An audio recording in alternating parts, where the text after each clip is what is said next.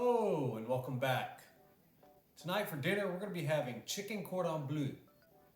It may seem like it's difficult, but it is not. You're basically frying chicken, and we've done that plenty of times. So let's gather our materials and get started. Chicken cordon bleu is a big favorite for me. It combines my two favorite things, fried chicken and cheese.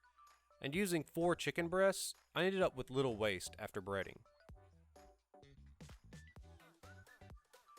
Chicken cordon bleu uses a dredging of egg, Dijon mustard, and paprika. Dijon mustard can be used for other dressings, so I always keep some on hand. Before I start cutting and pounding the meat, I'll get everything else set up. I'll go ahead and slice the cheese and ham. I'll also set up the frying line that will be shown in a bit. Take the large chicken breasts and butterfly them open. Tenderize using a jacquard meat tenderizer or mallet. You might could get away with even using a heavy fork. Try not to get too many tears in the chicken when tenderizing though, as that might mess up the rolling. If a spot is starting to get really thin, don't continue to tenderize it.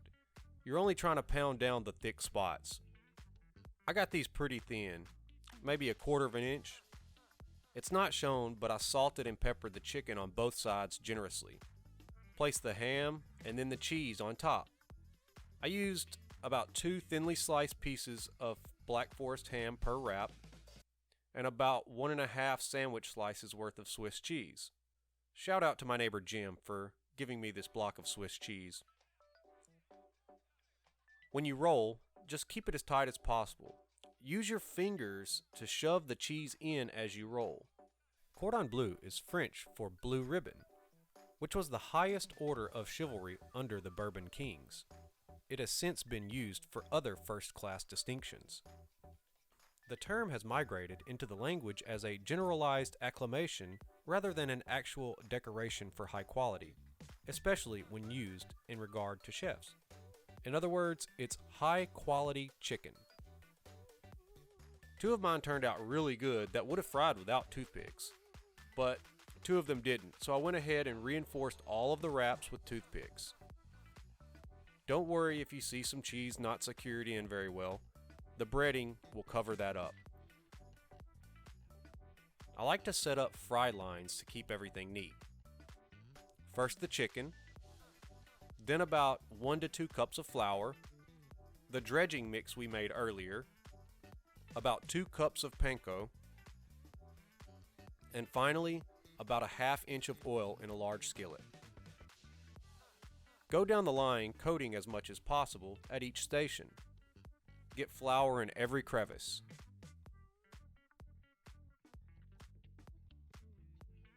Next, dredge in the egg mix. This mix will coat really thick and quite nicely. Finally, cover in panko, pressing the breading into the chicken. You definitely want to get this final layer on really thick.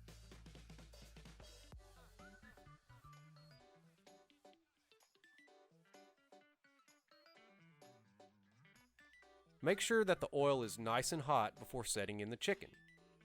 You should be able to fit all 4 chicken breasts in the pan. Fry the top, bottom, and then each side to an even golden brown color. These only took about 8 minutes total fry time. You don't have to worry about the chicken being totally cooked, even though it probably will be, because we'll finish it off in the oven for 10 to 15 minutes. I just used a Pyrex baking dish for the oven. Once removing, allow the chicken to rest for a few minutes. Oh yeah, don't forget to search for all the toothpicks. They're going to be really tricky to find.